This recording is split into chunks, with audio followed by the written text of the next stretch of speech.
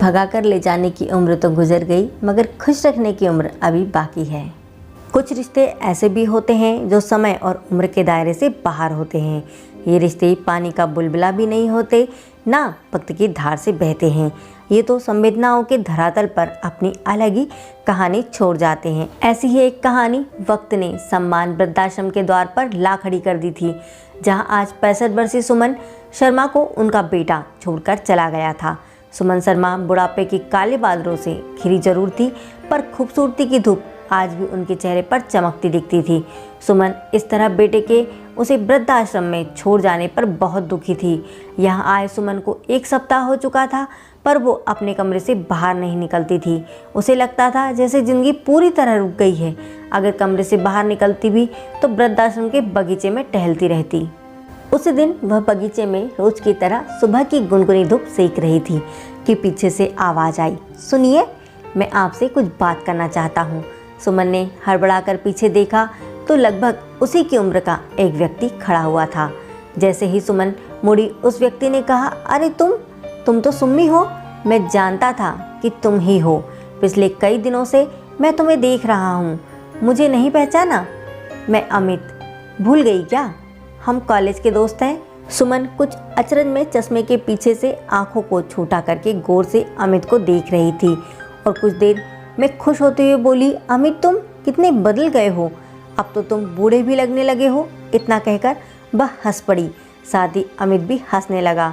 दोनों एक दूसरे को उम्र के पड़ाव में आमने सामने देखकर मुस्कुराने लगे। अब वे अक्सर साथ ही रहते। सुमन अपने दुख को भूली तो नहीं थी, पर उनका एहसास अमित से मिलकर जरूर कुछ कम हो गया था। एक दिन टहलते समय सुमन ने पूछा, अमित तुम्हें भी तुम्हारे बच्चे यहाँ अकेला रहने के लिए छोड़ गए, जैसे मेरा बेटा मुझे यहाँ छोड़कर अमेरिका भाग गया है। कितने निष्ठुर हैं आजकल के ये बच्चे। अमित ने उसकी आंखों में तेर आए आंसुओं को देखा और कहा, निष्ठुर ये नहीं है, नियति होती है सुमी। मेरी पत्नी की मृत्यु के बाद मैं बेटे बहू के भरोसे ही जी रहा था, पर एक कार एक्सीडेंट की वजह से उन दोनों का साथ भी छूट गया। घर के अकेलेपन से बचने के लिए ही मैं यहाँ आ गया हूँ। सुमन ने कहा, ओह सुनकर दुख हुआ अमित।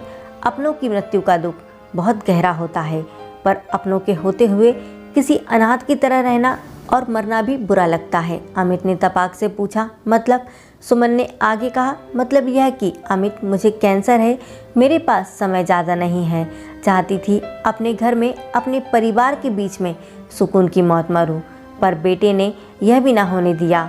मेरा घर बेचकर मुझे यहाँ अकेला मरने के लिए छोड़ गया। मैं यहाँ मरना नहीं चाहती अमित। इतना कहकर वह अमित के कंधे पर सिर रखकर फूट फूट कर रोने लगी। अमित और सुमन का रिश्ता अब और भी गहरा हो गया। दुख की घड़ी में उन्हें एक रिश्ते की डोर में बांध दिया था। यह दर्द का रिश्ता था जो दोनों के दिलों को बांधे था। एक दिन अमित ने चुपचाप ऑनलाइन टैक्सी बुक की। जब टैक्सी आ गई तो अमित ने सुमन की आंखों पर एक रेशमी पट्टी बांधी और उसे अपने साथ चलने के लिए कहा। अमित ने सुमन को टैक्सी में बैठाया और कहा कि वो कुछ देर के लिए गाड़ी में ऐसे ही बैठी रहे। टैक्सी अपनी रफ्तार से दौड़ रही थी और सुमन उसका हाथ पकड़े बैठी थी। एक ही सवाल कर रही थी, अमित तुम मुझे कहाँ ले जा रहे हो? अमित ने उसकी हथेली अपने हाथों में लेकर सहलाते हुए हंसते हुए कहा, सुम्मी तुम्हें भगाकर ले जाने की उम्र तो गुजर गई, लेकिन तुम्हें खुश रखने की उम्र अभी बाकी है। सिर्फ मेरे साथ चलो, जब आंखें खुलेगी तो तुम्हें खुशियाँ नजर आएंगी। सुम्मी को लगा कि टैक्सी 2-3 शॉर्ट टर्न लेकर कहीं रुक गई है। अमित, क्या मैं आंखों की पट्टी खोल सकती हूँ? उसने हंसते हुए अमित से पूछा। अमित ने उसका हाथ पकड़ा, टैक्सी से उतारा और सहारा देते हुए बोला, 3 सीढ़ियाँ चढ़ो और पट्टी खुल जाएगी। सुम्मी गिन गिन कर 3 सीढ़ियाँ चढ़ने लगी। 1 2 3 और उसने अपनी आंखों पर बंधी रेशमी पट्टी खोल दी। सुमन की खुशी का ठिकाना ना रहा। वह अपने घर में खड़ी थी। अमित ने कहा, सुमी मैं तुम्हें भगाकर यहाँ लाया हूँ, अब हम यहीं रहेंगे। सुमन ने अपने हाथों को पंखों की तरह खोला और गहरी सांस ली, मानो आज सांस को सांस आई। दोस्तों, आपको ये कहानी कैसी लगी कमेंट में ज़रूर बताइएगा, और अगर आपको ये कहानी अच्छी लगी तो please like share and subscribe ज़रूर करें। जय हिंद, जय भारत। फिर मिलेंगे अगली कहानी के साथ दोस्तों। वंदे मातरम।